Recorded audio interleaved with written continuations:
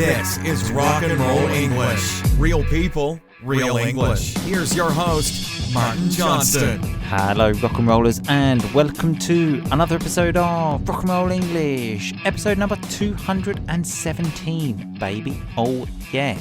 In today's episode, I speak to the Hellraiser. That's right, he is raising hell again. And we speak about the benefits of travelling alone. Yes, that's right. Hopefully we will all be able to travel soon. We also share lots of stories from the past, as always. And as I was listening back to the podcast, I thought to myself, have we shared these stories on the podcast before? I'm not sure. You tell me. And if you have heard some of these stories before, then you can officially say you are my friend. As it's quite a common thing for my friends to say to me, we've heard this story before. So count yourself lucky. And also, like grammar, it's always useful to kind of refresh your memory, isn't it? So in today's podcast, you will also notice that the Hellraiser's audio is a bit shit. Basically, I'm not really sure what happened. The Hellraiser, as you know, is a loose cannon. So there's some nice vocabulary. A loose cannon is someone where you don't know what to expect from them. Sometimes it's good, sometimes it's bad. You don't know. And this week, we got shit audio. That's what we got from the Hellraiser. But it's okay because, as I always tell you, when you are in a pub or in a bar or wherever, speaking to someone, you cannot always hear perfectly. So as much as I love good audio, it is also a useful exercise for you. And if you can't understand, if you are in the Rock and Roll English family, obviously you have the transcript on your phone. And if you're not in the Rock and Roll English family, good news, because membership will be open again from next Monday, okay? So maybe you will be hearing more from me in the week, so keep an eye on your podcast app. There will probably be a few bonus episodes and stuff like that. Anyway, here is the conversation. I also make another mistake when speaking today. I use the wrong word when using an expression. See if you can notice. If you can't, I will tell you at the end. Anyway, here is the conversation. Happy listening. Hellraiser, how are you today? Martin, I'm great. How are you? Always fantastic. Always fantastic. I suppose it's too late now to say Happy New Year, isn't it? The time period has finished, I think. I think you can say that to about the 10th of January, no? First week, up to the 7th, that's it. Otherwise, it's just stupid. Exactly. Well, okay. Well, I hope you have a shit year then, okay? Yeah, me too. Probably will. Exactly. Okay. Positivity. That's what we want. Anyway, Hellraiser, how do we usually start the show? Reviews. Yes. Said that 3 times for impact. I like it. Do you think we have a review? Don't know, festive period, people not... An answer today would be good. Yes. Okay. Yes. Yes, we do actually. We do. I put out a cry last week for reviews and the rock and rollers responded, and we have one here from Melissa Mate, I think, and it says, "This is the best podcast ever. I thank Luke Thompson for hosting Martin and Dan on an episode of his podcast so I could find this gem. I'm not sure if it's because of my wicked and childish sense of humour or because my English is actually getting better, but now I'm addicted to you guys. I listen to Rock and Roll English every chance I get, and I often crack up with laughter. Let me say, sometimes it's embarrassing, but who cares? But now I feel like I'm part of the gang. Thank you, Martin. Thank you, guys. It's been an absolute pleasure so far. Keep on rocking." Oh, boom, shakalaka. Wow. Thank you very much for that, Melissa. No specific mention of you, Hellraiser, but it did say thank you, guys, and mentioned a gang. You're definitely part of the gang, so kind of. I don't need to be singled out for praise. I know I'm doing my job well. That's all I need. Okay. But her being addicted to us, that's big. That's big. That's very big. Lovely rock and roll vocabulary there when the Hellraiser said, I don't need to be singled out, so I don't need someone to specifically talk about me. Anyway, Hellraiser, do you know what we're talking about today? Oh, I've got no idea. Okay, well, this is very relevant to you, actually, because we're talking about travelling alone, because I know you've been on a bit of a trip recently. You're a bit of a free spirit, Hellraiser. Also, I've done some travelling on my own in the past. I actually travelled the world, okay? Well, I went to like Asia, Australia and America for 3 whole months completely alone, okay? That's how I rock. So I'm also a free spirit, Hellraiser. Is that true? I thought that you had Boom Boom with you for some time. Different trip. Boom Boom sort of set the seed with me, okay? A nice term there. So he planted the idea of travelling in my mind, and then I thought, I'll have a bit of this, which is another nice term, so I like this. So that was when I was 19 with Boom Boom, but then when I was 23, just put a T-shirt and a pair of shorts in my backpack, and that was me, Hellraiser. I was off around the world. Nice to know you remember, but thanks. I don't even remember how long were you gone for? I didn't miss you at all. How long was it? I didn't even realise you'd gone. Okay, thanks. I mean, it was only 3 months, so we easily go 3 months without seeing each other. So definitely possible. Yeah. But so good news though, Hellraiser, because I found out that people that travel alone, apparently, according to the British Psychological Society, are more intelligent, okay? Because they get more satisfaction from spending quality time with themselves. And the ultimate key to happiness and satisfaction is being able to spend quality time by yourself. So, Hellraiser, tell us about your trip. Did you spend quality time with yourself? I did. I am excellent company, and I had basically a honeymoon with myself, which was pretty good. It was pretty good. Okay, yeah, exploring Africa and exploring yourself, I think. No, definitely. Yeah. Yeah. Every day's a new journey. I did have a bit of drama though, so I decided to go to Uganda and then Mozambique afterwards. Mm-hmm. Had all the holiday planned out, had the trip all sorted, and then when I got to the airport in Uganda at 2:30 in the morning, they wouldn't actually let me into Mozambique. They said, no, you can't come. So you do look like a shady character. So a shady character is someone you think, do we want to let him in our country? So just to confirm, you got off the plane, you're walking, and then someone just says, where do you think you're going? Yep, get back over here, buddy. You're not coming in. This place isn't for you. Not your kind. So yeah, that was a bit frustrating. And sorry. What happens at this point? They just say you can't come in, and then what? You walk home? What do you do? So they just said you can't come in, and this was within Uganda, so the plane hadn't actually got off, but I wasn't allowed to get on the plane. Ah, right. Despite many attempts. I was just trying to distract them with something else, like throw something on the floor and then run past them and try and get on the plane, but it didn't work. Oh, what's that behind you? And then just run onto the plane. Yeah. Yeah. Well, look, there's a bomb, and then try and run on the plane. That's the classic. You say that on an aeroplane, and then you can do what you want, really. Exactly. Pretty much. Yeah. Yeah. Not recommended though to all rock and rollers. Okay. Definitely don't say that word on a plane. Correct. Okay. Well. So sorry. So where did you go? You wanted to go to Mozambique? Yep. Got turned away. Apparently it was full up. Couldn't get in. So then I went to Kenya instead. Okay. Which I definitely recommend it for everybody. It's great. Good. Lovely vocabulary there. Turned away. So that's when someone doesn't let you in. I haven't really heard that term since I was about 17. Often a term we were very familiar with, Hellraiser, when we used to try to get into nightclubs, and the bouncers, so the security, would often turn us away. For many different reasons, but my favourite time was when the Hellraiser tried to bribe someone to actually let us in. So when you bribe someone, it's when you pay them money, say let us in, and I think the bribe was £5. So quite significant. No surprise that he refused the bribe and quickly told us where to go. But great times. Excellent times. Excellent indeed.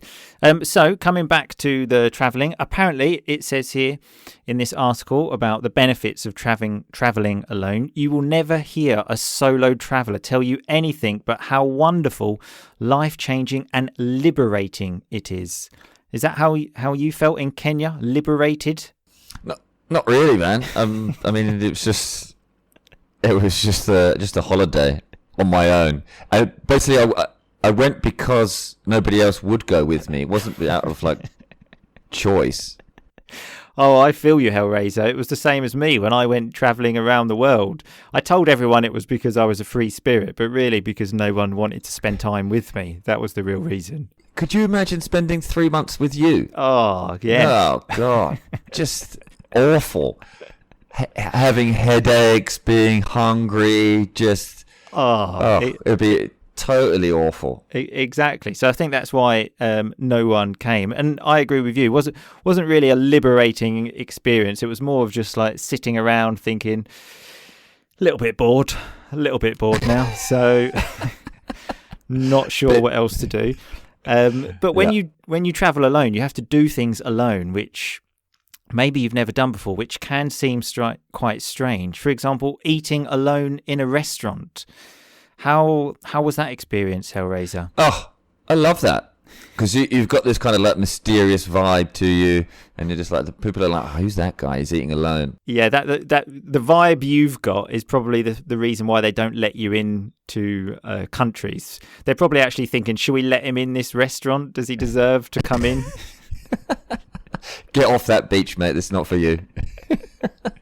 But yeah, I also enjoy going to restaurants alone. I've done it many a time, and I term there lots of times. I've done it many a time. When I was actually traveling alone, I think I was in Malaysia actually, and these two girls that were staying in the same hostel as me saw me alone, obviously took pity on me, and then they said, oh, you can come and eat with us if you want. And at that point I really wanted to say, I actually prefer just sitting on my own. It was a bit difficult to do though, so I had to say yes, but I really didn't want to. What's wrong with that though? I mean, eating on your own is great. Getting drunk on your own is great. Oh, I tell you, when I get drunk on my own at a restaurant, I think I'll have a cheeky beer, and I have a couple, and then when I start making jokes to myself, oh God, the jokes are just so good. It's just so much fun. It's a golden time. Also, do you find yourself making made up speeches in your head as well, and just saying those? 100%, 100%. Yeah, lots definitely. That's what you have to do when you're traveling alone, people. Okay, so if you ever go to a restaurant, start thinking about those stories. I also actually went to a cinema on my own. Now that was strange because generally people going to the cinema were couples, and then I was just sitting there. I chose a seat at the back because it wasn't very full.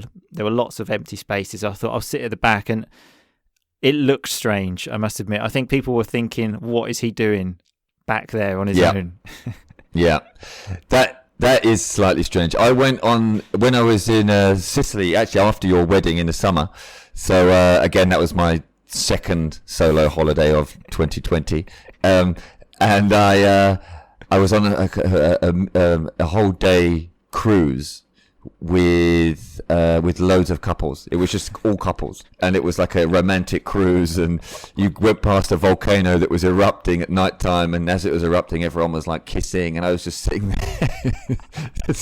there just looking at everyone thinking, what the fuck am I doing here? This is weird. The only thing you can do there is just start taking a sip from your drink. So take a sip, just to drink it a little bit. They all start kissing, and you just think, if I just start drinking, then it looks like there's no problem. I'll just have a sip of my drink. Or the other classic, now, this wasn't the case when I was traveling on my own in 2008.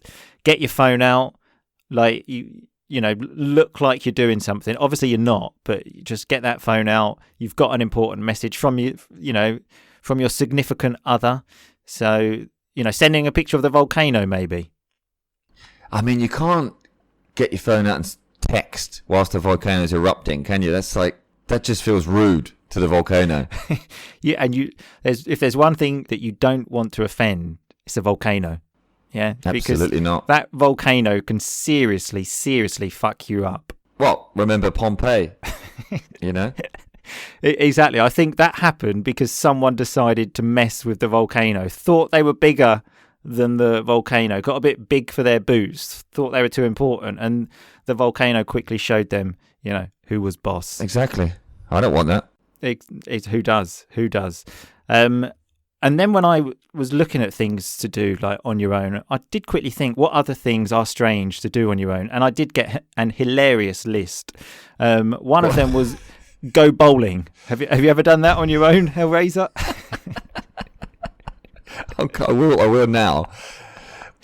If you do go bowling, though, a good thing to do would be to steal the bowling shoes, which you used to love doing when we were teenagers, Hellraiser.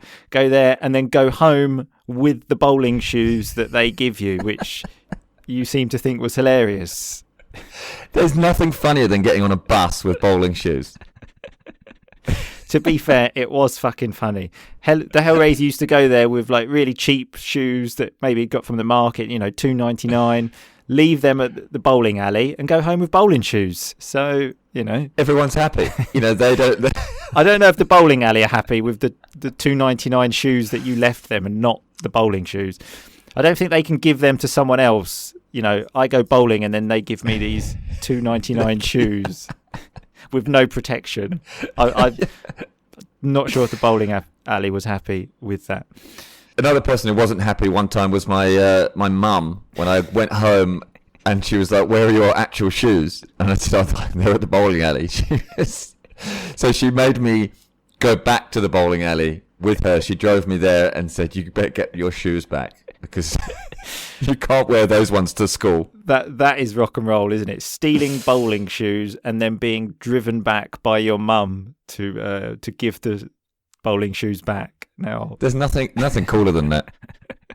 And the last one, which I think is quite sad, is playing on a seesaw. So a seesaw is like the wooden thing you sit on, let's say, where you sit on each side. It's just the saddest thing in the world, isn't it, to see one child on a seesaw? Yeah, that is sad. That is sad. No one wants to see that. So if you have ever been on a seesaw alone, we're here for us. You can speak to us. Okay, we are here.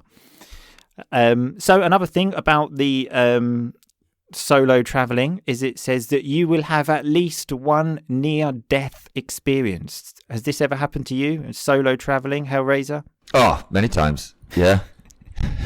I don't think it's even just the traveling thing. I think this happens to you on a regular occurrence. Maybe see how much you can drink to avoid death or something like that.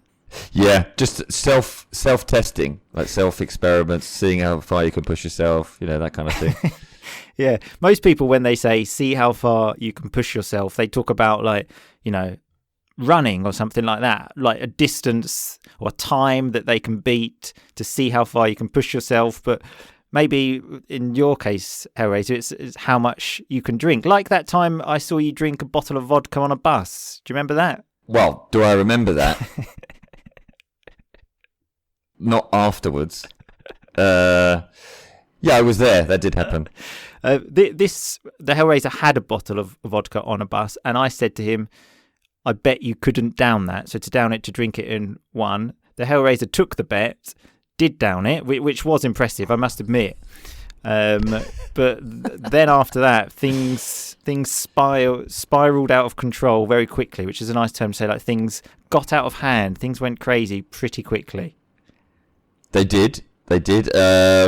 Just as a little summary, I lost my shoes, and I think someone broke my nose that night as well. Do you remember that? Yeah, I actually remember we stayed at this place at the party, and my mum picking us up in the morning, and I got in the car, and then the Hellraiser got in the car with a black eye and one shoe. So, it was a pretty good night. And blood spatters all over my white shirt. That was the best thing. Which definitely was, I suppose, a near-death experience. I also had one recently, Hellraiser. I was just going to the supermarket with Mrs. R&R, driving down a kind of country road, and then I saw, honestly, I would say about 50, maybe more, cows coming towards us, like massive, massive cows. So I thought, right, I'm going to turn around here. There was a bit of panic going on, and then the cow started overtaking the car. And the cows at this point were just being friendly. They were just walking. And then this dog, this stray dog, so a stray dog is a dog without an owner, ran out and started barking, at which point the cows started going crazy. And a cow was like running towards the car. I thought they were going to smash the car in, and I was going to die. I like put my head like under the steering wheel and thought, like, my life flashed before my eyes. I thought of you, Hellraiser. I thought, I'm never going to see him again. Did you? That's nice. Jesus Christ. It fucking scared the shit out of me. It was kind of like, Jurassic Park, where the T-Rex, like the big dinosaur, puts his face next to the car, like next to the window, and is breathing on the window. It was almost identical to that, because the cow's face was literally right next to me. Yeah, you're comparing like a prehistoric dinosaur to a cow. Similar kind of vibe. They're both big animals, I suppose, aren't they? Well, one's definitely bigger than the other. Okay, that doesn't change the fact it was a near-death experience. Okay, that doesn't change anything. Without a doubt. So another one here is meeting new people will become a daily occurrence. So did you meet any exciting people in Kenya, Hellraiser? Yeah, there's a few cool people. Yeah. Did anyone actually speak to you, or did you just sort of see some cool people when you were sitting on your own in the restaurant? Pretty much, yeah. I could see a lot of other people. I could see other people having so much fun. Yeah. I was happy for them, obviously. In groups of more than one, which was I just had to go back to my room, actually, and I didn't want to look at them.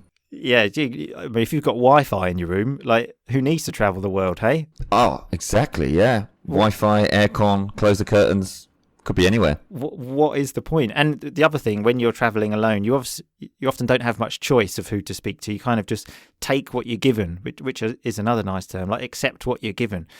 I had this again, I think, when I was in Singapore. I was on a bus and I started talking to someone, a guy from London, and I thought, right, okay, he looks perfect. He's talking to me, perfect material to be my BFF, my best friend forever. And then after like a day, I realised he was just a complete idiot, and I hated spending time with him. So I had to move hotel. I told him I had a flight, and I was going, and I just moved hotel. And then after that, I was too scared to go out, because I thought if I see him again. So I had to spend like the last 2 days in Singapore in a hotel room because I was worried about going out and meeting him. Dude, that is nuts. Did that really happen? That's a totally true story. I couldn't bear standing, like, passing one more second with him. He was fucking doing my head in. He was talking absolute shit non-stop. So this is what I'm saying. It's a risk. It's definitely a risk. The best thing was when I went to Sicily on my own, is that hardly anyone spoke English. So I was just... Perfect for conversation then. Even if I did want to speak to anyone, I couldn't. Easy. I suppose that's the good bit, because then, lots of communication is non-verbal. So you can just like smile, thumbs up, like drink, and that's it. You're fine. Exactly. Heart signs, peace signs, all of that kind of stuff. Yeah. Easy. Exactly. This happened to me when I was in Spain once. So I was in a hostel with a couple of friends, and there was a very attractive girl there who one of the friends I was with was trying to convince her to come out with us. She couldn't speak a word of English. We couldn't speak a word of Spanish. And I just remember just seeing him making the symbol, the kind of drinking move, the international drinking, just saying beer, wine, dance. Obviously she didn't come. It's a shame. She missed a great opportunity there. So, her loss, man. Exactly. Completely her loss. She's probably having this conversation with her friends now and saying like, I really wish I had done that. Life could have gone completely differently. I'm sure she's thinking about it all the time. Yeah. But, never mind. So we've got time for one more here, which is, you will find out that the world is full of wonderful people. So is this your experience, Hellraiser, from your solo travels? Without a doubt. Yeah, I agree. There are a few bad apples around. There's a few dickheads. Oh, I was waiting for that. I wasn't going to accept the answer of yeah, totally, because we all know that's not true. Of course, there are lots and lots of wonderful people in the world, but as you correctly mentioned, Hellraiser, there are some bad apples, which is a lovely term there to describe people that are just not so nice, really. Yeah, agreed. Yeah. I had an experience recently, actually. I was at the shop with Mrs. R&R, and there was a specific till, so the place where you have to pay, for disabled and pregnant people, and I thought, fucking yes, I'm getting straight in that line. For pregnant people, standing there with Mrs. R&R, and the people in front of us in the queue, I was looking at them and I was thinking, I can't see a lot wrong with you. Like, you don't look pregnant. Like, you seem to be in perfect health. But what can you do, Hellraiser? You can't say, like, are you okay? Like, are you sure? So no. I just had to wait there, and I'm sure there was nothing wrong with them. I'm sure. That's so annoying. Yeah, we had to wait an extra 30 seconds, and I mean, anything could have happened in that time. Definitely. No. God, bastards. These bad apples, hey, Hellraiser. Anyway, thanks for sharing your experience of solo travels with us. And good luck for the future if you do decide to go on any more solo travels. Keep us updated. I mean, I'm sure I will. There's literally no one else to go away with, so yeah, no one to go with and no country that will let you in. So lots of options available. Keeping your options open. I like it. Yeah. Sure. Okay. Pleasure as always, Hellraiser. All right. Take it easy. Take it easy. Speak to you soon. Bye-bye. Bye. Okay, so that was me speaking to the Hellraiser about solo travelling. So let's have a look at some of that vocabulary.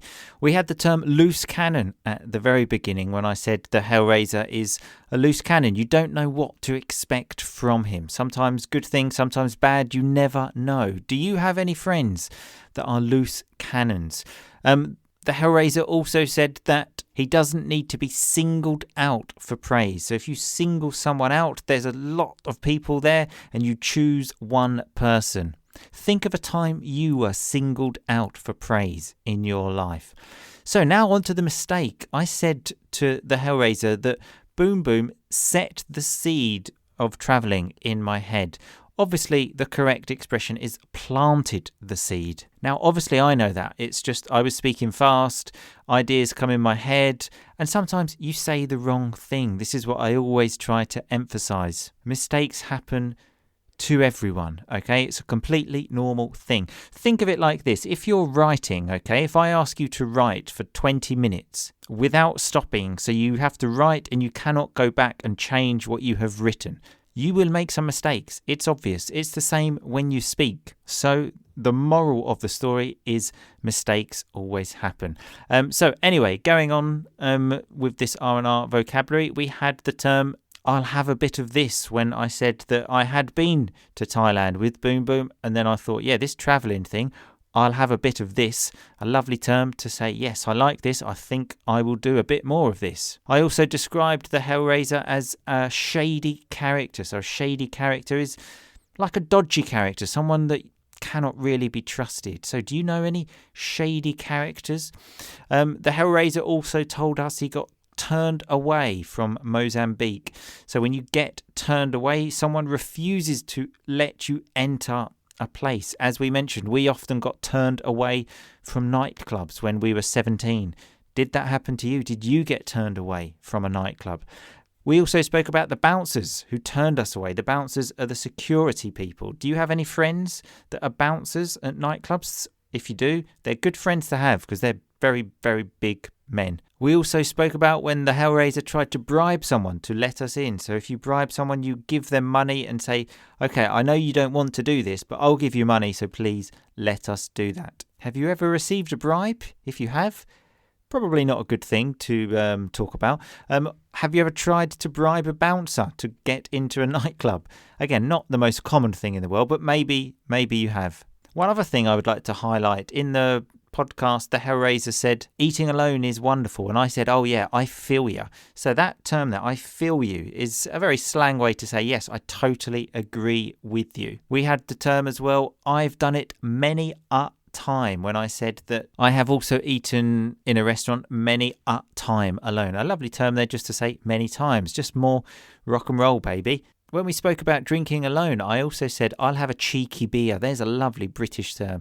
A cheeky beer is like, something you're not really supposed to do because, when you're alone, it's not the nicest thing in the world to drink. But, you think, fuck it, I'm going to do it. I know I kind of shouldn't, but I'm going to do it. It's a cheeky beer.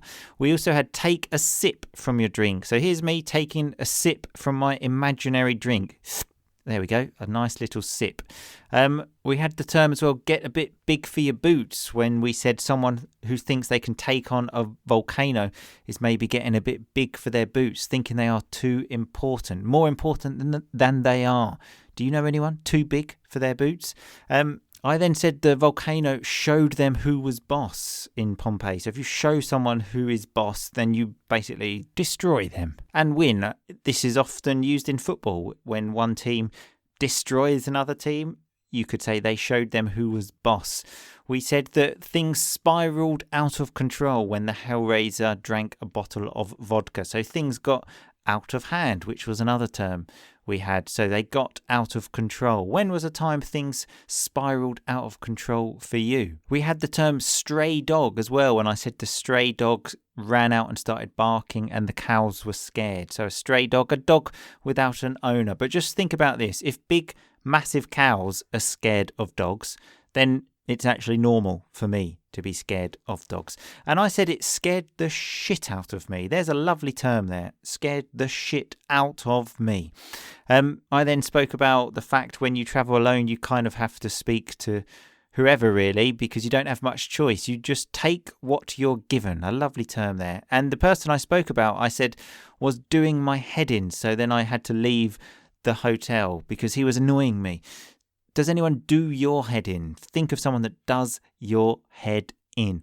And we also spoke about a few bad apples, a lovely term there. You've got a group of wonderful people, so many great people, but there are always a few bad apples that kind of are not so great, let's say. Anyway, remember, all of this vocabulary is on the website, rockandrollenglish.com/217, obviously. So I will see you all again very soon. Remember, membership to the Rock and Roll English family will be opening very, very soon. If you have any questions, please send me a message on Facebook or Instagram. I always respond. And please comment on the episode as well. Let me know what you think. I always enjoy hearing it. I will speak to you all again very soon, people. But in the meantime, just keep on rocking, baby.